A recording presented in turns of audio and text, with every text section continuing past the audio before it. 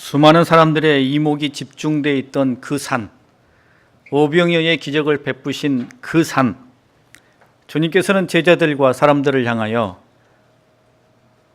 믿음 안에서의 부정적인 태도가 아니라 믿음 안에서의 긍정적인 태도를 기대하시고 그 긍정적인 고백과 그 삶을 붙들어 하나님의 위대한 일을 이루셨습니다. 자, 예수님께서 당신의 제자들과 사람들에게 어떤 여건과 환경과 처지 속에서도 믿음 안에서의 긍정을 기대하시고 원하셨던 것처럼 이제 이 문제 앞에서 예수님께서는 어떻게 이 문제를 풀어가시겠습니까? 사람들에게는 긍정과 믿음의 고백을 기대하시고 원하셨는데 우리 주님께서는 실제 이적과 기적을 베푸시면서 본인은 어떻게 이 문제를 풀어가십니까? 사람마다 이를 바라보는 또 접근해가는 독특한 개별적인 방식과 일처리가 있는 것처럼 우리 주님께서도 기적과 은혜를 베푸시는 원칙, 방식, 또 원리가 있습니다. 오늘 말씀을 통해 주님께서는 그것을 우리에게 분명하게 보여주시는데 첫 번째는 감사입니다. 우리 주님께서 이적을 베푸시고 은혜를 베푸시는 원리 첫 번째는 감사입니다. 우리가 읽은 11절 말씀에 예수께서 떡을 가져 축사하신 후에 라고 말씀하고 있습니다. 여기서 축사로 번역된 단어는 유카리스테오라는 단어인데 그 뜻은 감사를 돌리다 라는 말입니다. 남자만 5,000명, 여자와 아이들까지 포함하면 대략 2만 명에 이르는 사람들이 무리를 지어 자리에 앉아 있고 그 상황에서 우리 주님께서는 어린아이로부터 받아든 물고기 2마리와 떡 5개를 들고는 하나님 앞에 감사의 고백을 올려드리고 있습니다. 하나님 감사합니다. 이것들을 통해 우리에게 귀한 음식을 주신 것을 감사드립니다 라고 아마 이렇게 감사의 기도를 올렸을 것입니다. 그런데 여러분 한번 생각해 보십시오. 오병이어의 기적의 모든 것을 다 알고 있는 우리가 보기에도 지금 이 모습은 우리 예수님에게는 매우 민망스러운 모습입니다. 수많은 사람들이 지금 예수님을 주목해서 야, 주님께서 어떻게 하실까 이것을 바라보고 있는 이 순간에 주님께서는 아주 작은 물고기 2마리와 떡 5개를 들고는 마치 그게 별것인 양 아주 거창하게 하나님 앞에 하나님 감사합니다 라고 감사의 영광을 올려드리고 있다는 것입니다. 차라리 우리 주님은 무엇이든지 다 능히 행하시는 분이시니 물고기 2마리, 떡 5개 이게 없는 게 더 모양이 좋을지도 몰라요. 아무것도 없는 자리에서 아무것도 없지만 우리 주님께서 하나님 허락해 주시옵소서 하늘에서 음식이 막 쏟아지고 이런 거 하나님 주님께서 못 하시겠습니까? 그런데 이 주님께서 아주 작은 소년이 그냥 도시락거리로 간식거리로 먹으려고 가져온 사람 손가락 크기의 작은 물고기하고 작은 보리떡 그거를 들고는 마치 이게 어마어마한 것인 양 수많은 사람들이 지금 지켜보고 있는 그 자리에서 하나님 감사합니다 라고 고백하며 외친다는 거죠. 여러분 놀라운 일을 행하시는 주님 그 얼굴이 안 서는 모습 아닙니까? 세상에서도 위대한 인물의 말 한마디는 영향력이 어마어마합니다. 별 볼 일 없는 사람이 이거 한번 해봅시다 이 사람 도와주십시다 하면 별일 일어나지 않습니다만 영향력이 넘치는 위대한 사람의 말 한마디는 수많은 사람들의 마음을 움직이고 그들의 동조를 통해 수많은 물질과 여러 가지 것들이 몰려들게 만듭니다. 요즘 아이들이 좋아하는 방탄소년단 혹은 우리가 좋아하는 송중기 이런 사람이 다 TV에 나와가지고 우리 어떤 일을 한번 합시다 누구를 도웁시다 하면 한국이 들썩들썩 할 겁니다. 서로 돕겠다고 야단법석이고 아마 모든 것들, 많은 것들을 수북하게 쌓아놓고 보란듯이 기념식과 출정식 이런 것을 할 것입니다. 그런데 당시 우리 주님께서는 제자들을 향해 너희들이 뭔가를 좀 해보면 어떻겠느냐라고 말씀하셨음에도 불구하고 고작 거둬들인 게 무엇뿐이었어요? 물고기 2마리와 떡 5개밖에 없었습니다. 주님의 명성에 걸맞지 않지요. 만약에 우리였다면 아마 이렇게 불평과 악담을 쏟아놓을 겁니다. 내가 말했는데 고작 이거밖에 없느냐? 내가 이 정도밖에 안 되느냐? 나를 어떻게 보느냐?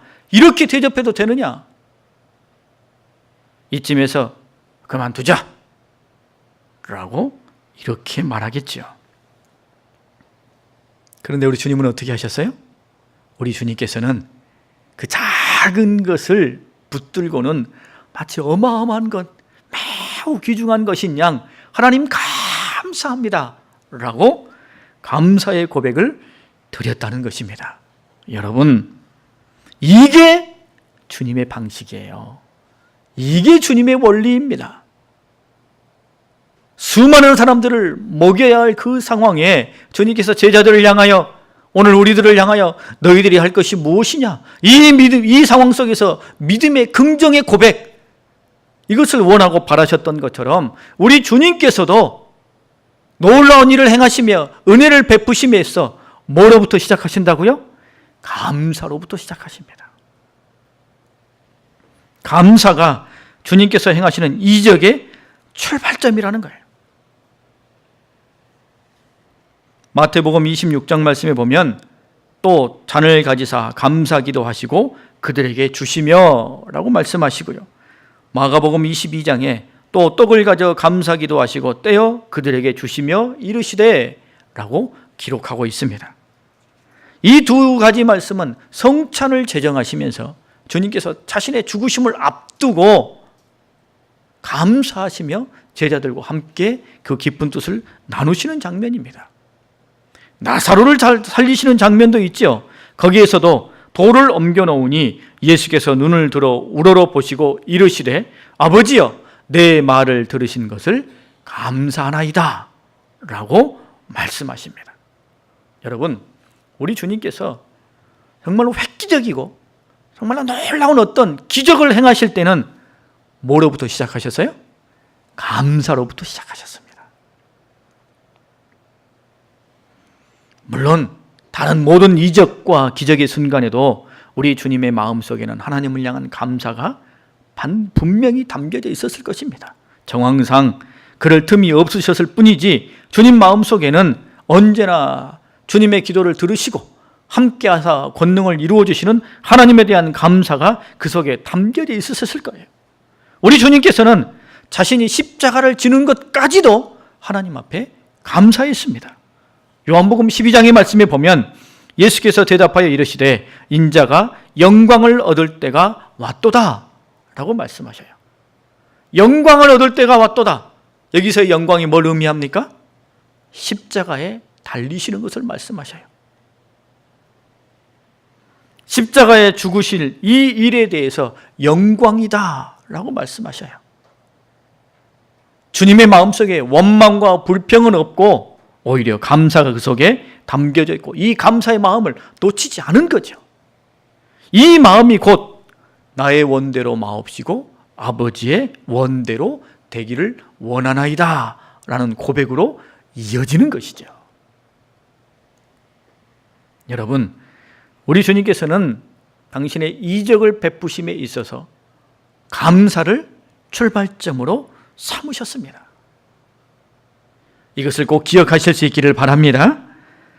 이 원리는 믿는 사람들에게도 마찬가지예요. 성경에 기록되는 말씀 보면 무수히 등장합니다. 이방 여인이었던 룻이 시어머니를 따라 유대 땅에 들어오지요. 유대 땅에는 아무런 생활 기반이 있지 아니하였습니다. 그래서 끼니를 때우기 위해서 뭘 합니까? 이삭을 줍죠.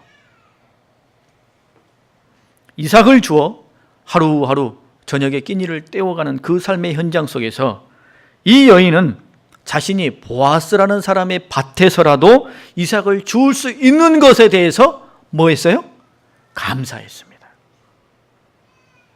한 줌의 이삭을 주어 겨우겨우 만든 그 작은 음식을 놓고 시어머니와 함께 저녁을 먹으면서도 자기 신세를 한탄하거나 보아스의 화려한 식탁을 비교하며 자신의 삶을 원망하거나 비관하기보다는 오히려 이렇게라도 먹을 수 있음에 대해 하나님께 감사했던 거예요. 이 감사로부터 그녀가 결국 보아스의 아내가 되고 다윗의 조상이 되는 놀라운 일이 시작되게 된 겁니다. 야곱도 그러하지요. 야곱이 자기 욕심을 따라 형을 속이고 아버지를 속였습니다. 그로 인해 빈털터리로 가족에게 내쫓겨 한 번도 만난 적이 없는 외삼촌 라반의 집을 향해 터덜터덜 걸어갑니다. 얼마나 삶이 적막하고 또 외롭고 또 삶이 후회스럽겠습니까? 그 밤에 돌베개를 베고 잠을 자는데 꿈속에서 누가 나타나셨어요? 하나님께서 천사를 보내셔서 내가 지금 너와 함께한다 라는 것을 꿈속에서 가르쳐 주셨어요. 이 야곱을 만나 주셨어요. 야곱이 꿈을 깨고 난 다음에 뭘 했습니까? 그곳에 베델이라는 그곳에 돌단을 쌓고 하나님 앞에 감사의 제사를 드렸습니다. 여러분, 이 감사를 통해 야곱은 새로운 삶의 출발이 됩니다. 이 감사의 제사를 드리는 것을 통해 야곱에서 이스라엘로 바뀌는 그 인생의 대여정이 시작돼요. 빈털터리에서 가족을 이루고 재산을 두 때나 이루고 한 민족의 아버지가 되고 감히 하나님과 씨름하여 복을 받는 위대한 신앙이 되는 그 출발점이 뭐였다고요? 감사의 제사였다는 것입니다. 여러분, 주님께서는 일부러 그러셨는지도 모르겠어요. 수많은 사람들이 지금 어떻게 하실 건가 지켜보고 있는 그 현장에서 우리 주님께서는 정말 아무것도 아닌 것 같은 이 오병이어를 들고는 마치 어마어마한 것이냐, 하나님 감사합니다 라는 것을 보여주고 계셔요. 하나님의 은혜와 기적과 이적은 뭐로부터 시작하기 때문에요? 감사로부터 시작하기 때문이에요.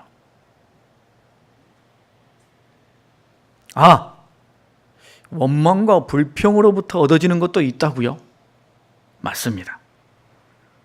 원망과 불평, 짜증으로 하나님께 뭔가를 얻는 일도 성경에 기록되어 있습니다. 이스라엘 백성들이 광야 생활을 하면서 하나님 앞에 얼마나 원망하고 불평하며 하나님을 향해 심지어는 불신앙의 고백까지 쏟아놓지 않았습니까? 그런데 그 고백을 들음에도 불구하고 우리 주님께서, 우리 하나님께서 그들을 어떻게 하셨어요? 먹이시고 입히시고 지켜주셨어요. 여기서 우리를 목말라 죽게 하십니까? 원망하고 하나님 앞에 불평을 쏟자 하나님께서 반석을 깨트려서 생수를 주십니다. 하나님, 우리를 굶겨 죽이십니까? 만다를 내려주셔요. 하나님, 이런 것만 먹으니까 기력이 없습니다. 정력이 떨어집니다. 하나님께서 메추라기 보내주셔요. 그런데 여러분, 그렇게 얻는 것은 억지로 얻는 거죠. 하나님도 기꺼이 주시지 않고 받는 사람도 왠지 마음이 찝찝합니다. 즐겁지가 않아요. 심지어 그렇게 얻은 것 중에서는 오히려 메추라기 사건처럼 재앙이 되는 일도 있어요. 원망과 불평으로 시작했기 때문입니다. 원망과 불평으로 시작된 것은 속 시원하게 받는 것이 아닙니다. 반면에 여러분, 감사로부터 하나님께로부터 받는 것은 주는 하나님도 감격이고 받는 사람도 감격입니다. 바울과 실라가 빌립보에서 복음을 증거하다가 옥에 갇혔어요. 그 감옥에 갇혀 착고에 묶여서는 그 밤에 뭐 했습니까? 하나님을 찬양했어요. 하나님 감사합니다. 하나님은 영원하신 분이십니다. 그들이 그렇게 고백했어요. 감사와 찬양을 올려드렸을 때에 아무도 생각하지 못한 지진으로 감옥의 문이 활짝 열려지고 또 간수와 그의 가족들이라는 구원받을 사람들을 붙여주시고 빌립보에 복음의 길이 열리고 교회를 세울 수 있는 터전이 확보되게 됩니다. 놀라운 일이죠. 감사로 시작된 은혜, 원망과 불평으로 시작된 은혜, 여기에는 이런 질적 차이가 있습니다. 여러분, 어떤 은혜와 이적을 받고 싶으십니까? 지금 내가 받고 있는 오늘의 은혜와 오늘의 이적 혹은 내 삶의 모든 것, 어떻게 시작된 것입니까? 우리 주님께서는 고작 오병이어를 가지고 하나님 앞에 감사를 올려드렸던 것처럼 우리도 주님께서 우리에게 주신 것에 대한 감사를 우리 마음 가운데 품어야 할 것입니다.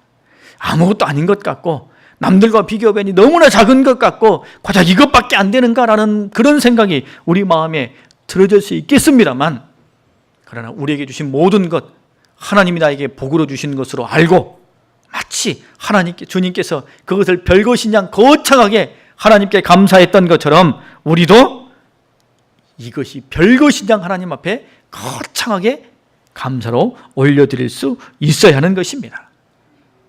뭐마저도요? 고난마저도, 역경마저도, 눈물 나는 현실마저도 주님 앞에 감사할 수 있어야 돼요. 보리밥에 간장 한 종기 넣고 먹는 밥상이라도 주님, 하나님 감사합니다. 모멸감과 위기에 둘러싸여 있는 오늘의 현실이라 할지라도 주여 감사합니다. 이 감사로부터 주님의 이적과 은혜는 시작될 것입니다. 신명기 16장에 보면 하나님께서 이스라엘 백성들을 향해서 이렇게 명령하십니다. 각 사람이 내 하나님 여호와께서 주신 복을 따라 그 힘대로 드릴지니라 라고 명령하십니다. 하나님께서 너희에게 주신 복대로 힘대로 드려라. 하나님의 명령입니다. 그런데 여러분, 이 말씀 앞에서 무엇이 느껴지십니까? 의무감입니까? 아니면 진실한 감사입니까? 하나님께서 지금 주신 것, 오늘 주신 것, 그것을 복으로 알고 감사하며 하나님 앞에 내어드릴 줄 아는 마음을 가지라 라고 주님께서 명령하시는 것입니다. 오늘의 삶에 대한 감사, 이는 또 다른 감사의 줄기를 끊임없이 나오게 하는 출발점이 되는 것을 믿으시기 바랍니다. 마치 우리 주님의 손에서 오병이어가 끊임없이 나온 것처럼 감사는 우리 삶에서 또 다른 감사의 줄기를 끌어당기는 견인차가 된다는 것을 우리 마음속에 품어야 할 것입니다. 짐 신발라 목사님이라는 분의 간증이 있습니다. 이분이 하루는 설교를 하고는 지쳐서 이 교인들은 열심히 기도하고 있는데 자신은 이렇게 강대상 한켠에 이렇게 턱하니 걸터 앉으셨다는 거예요. 너무 지쳐서 한숨을 푹 쉬면서 그렇게 앉아 있다가 고개를 들었는데 자기를 바라보고 있는 누군가와 눈이 마주쳤어요. 눈이 마주치자 그 사람이 벌떡 일어나 자기를 향해 걸어오더랍니다. 그런데 멀리서 보아도 그 사람의 행색이 아이고 노숙자. 저 멀리서부터 걸어오는데 이미 악취가 풍기기 시작해요. 저도 예전에 지하철을 탔을 때 이런 경험이 있었습니다. 사람이 많이 타는 시간대였는데 유독 그쪽에 자리가 비어 있더라고요. 그쪽에 자리가 비어 있었어요. 그래서 뭐 생각 없이 가서는 턱하니 앉고 눈을 감고 이제 좀 편안히 가려니 하고는 숨을 깊이 들여 마셨더니 아이코 쉰내, 노린내, 구린내, 온갖 역한 냄새가 싹 깜짝 놀라서 눈을 뜨고 앞을 보니까 겨울 옷 두툼하게 입고 자기 신발 가지런히 벗고는 발 턱하니 내놓고 앉아있는 노숙자가 있었습니다. 다시 자리를 옮기지도 못하고 아주 숨이 막혀 죽을 것 같았습니다. 노숙자를 제가 비하하는 게 아니고 그분이 그렇게 냄새가 많이 났다는 걸 제가 말씀드리는 거예요. 그런데 이 짐 신발라 목사님도 자기를 향해 다가오는 그 사람에게서 이 역한 냄새가 코를 찔렀다는 거예요. 그를 보는 순간 이 목사님의 마음속에 불황자에게 우리 교회가 주는 게 얼마를 주는 게 원칙이지? 라는 것을 생각했다는 겁니다. 자기를 향해 다가온 이 노숙자는 방금 전까지 이 골목에서 자신의 소변 위에 누워있다가 음악 소리를 듣고 그 건물에 들어온 그런 사람이었습니다. 목사님은 지갑을 꺼내서 $5를 꺼내서는 그 사람을 향해 내밀었습니다. 그런데 그 사람이 오히려 목사님의 손을 밀쳐내더라는 거예요. 그리고는 이렇게 말을 하더랍니다. 저는 당신의 돈을 원치 않습니다. 당신이 말하고 있는 예수님을 원합니다. 라고 말했다는 거예요. 이 이야기를 듣는 순간 이 짐 신발라 목사님은 진정으로 기도가 필요한 사람이 누구인지를 깨닫게 되었어요. 진정으로 이 시간 기도가 필요한 사람이 바로 자신이라는 것을 깨닫게 되었어요. 하나님께서 그 목사님에게 이렇게 울림을 주시더랍니다. 너 지금 이 냄새를 이해하니? 네가 이 냄새를 사랑하지 않는다면 나는 너를 다시 사용하지 않을 것이다. 왜냐하면 온 세상에 이런 종류의 냄새를 내게 풍기기 때문이다. 코를 찌르는 더러운 모든 인류의 악취로 인해서 내가 독생자를 보내 죽게 하였다.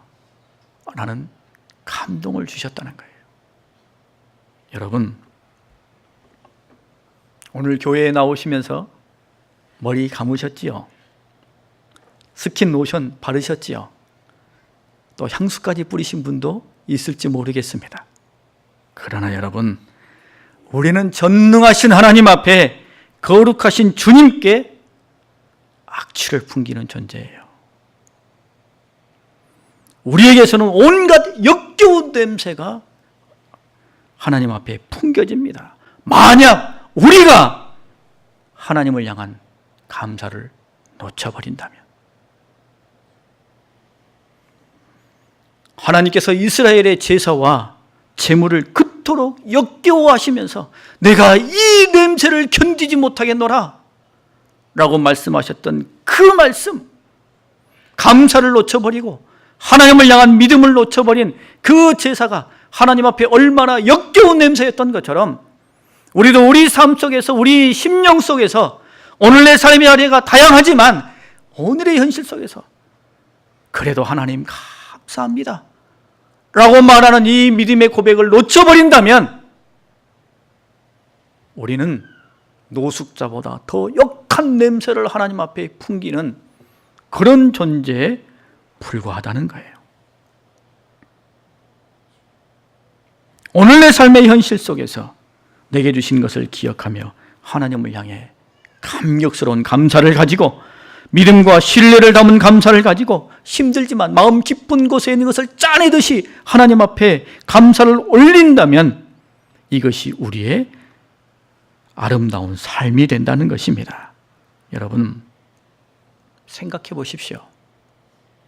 지금 있는 것에 대해서 감사하지 못한다면, 감사하지 않고 있다면 주님은 어떻게 하셔야 될까요? 우리가 우리 자녀들에게 10,000원을 주었는데 고마운 줄 모른다면 이 아이에게 100,000원을 줘야 될까요? 1,000,000원을 줘야 될까요? 1억을 줘야 될까요? 도대체 얼마를 주면 이 아이는 감사할까요? 우리가 할 수 있습니까? 모르지요. 10,000원에 감사할 줄 모르는 아이에게 더 주려는 마음이 생길 수 있겠습니까? 더 줄 수 있겠습니까?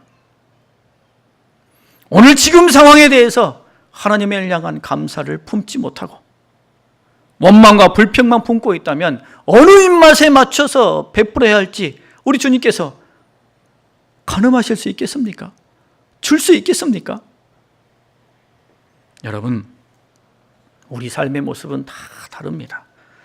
처해 있는 형편과 처지도 다르지요. 하지만 오늘 내 삶에 대한 감사를 내가 붙든다는 것은 곧 주님에 대한 신뢰요, 주님에 대한 기대감이요, 주님에 대한 전적 의지를 뜻하는 거예요.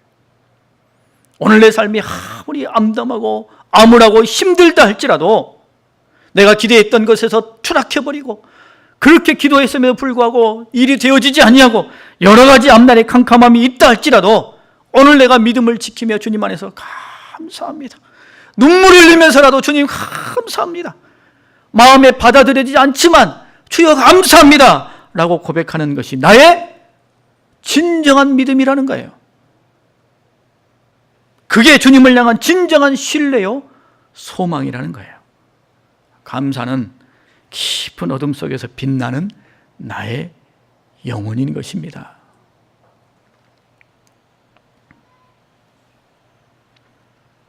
감사하기 어렵죠.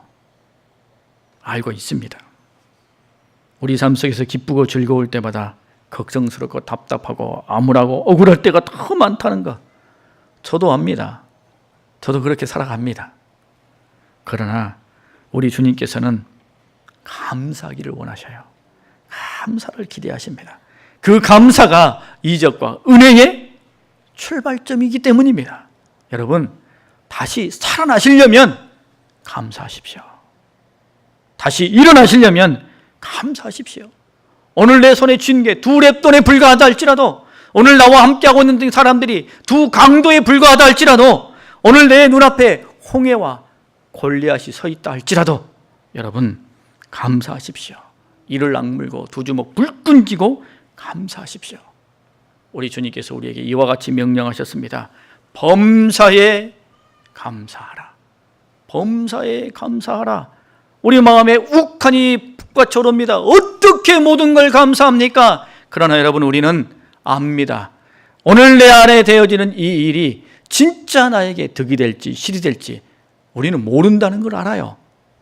지금 나에게 잘 되는 이 일이 조금 지나서 나에게 오히려 해가 될지, 지금 나에게 손해되는 이 일이 조금 지나서 오히려 나에게 그래 그게 더 잘된 일이야 라고 말하게 될지 우리는 아무것도 모릅니다.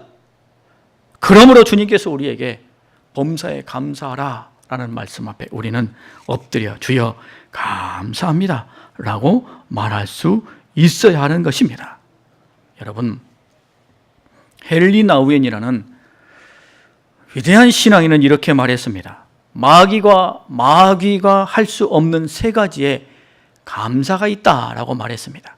그는 마귀는 천국에 갈 수 없고, 마귀는 웃을 수 없고, 마귀는 감사할 줄 모른다 라고 이야기했습니다.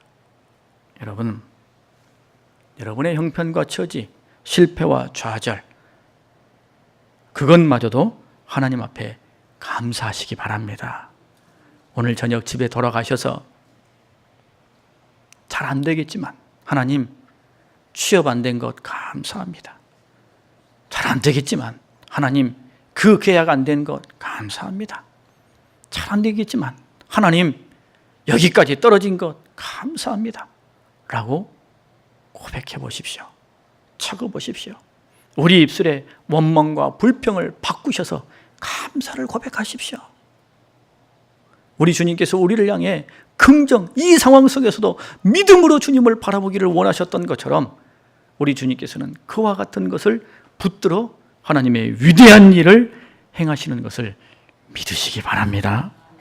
눈물 나도 눈물 머금고 감사하고, 너무 작은 오병이어야 할지라도 감사하고, 억울해도 이악 물고 감사하고, 마음 내키지 않더라도 주님 보고 감사할 때 우리에게 새로운 은혜와 이적의 스타트, 출발점이 시작됐다는 것을 신뢰하며 주님 안에서 이 감사를 놓치지 않는 우리 모두가 될 수 있기를 바랍니다. 우리 함께 말씀을 생각하며 기도하겠습니다.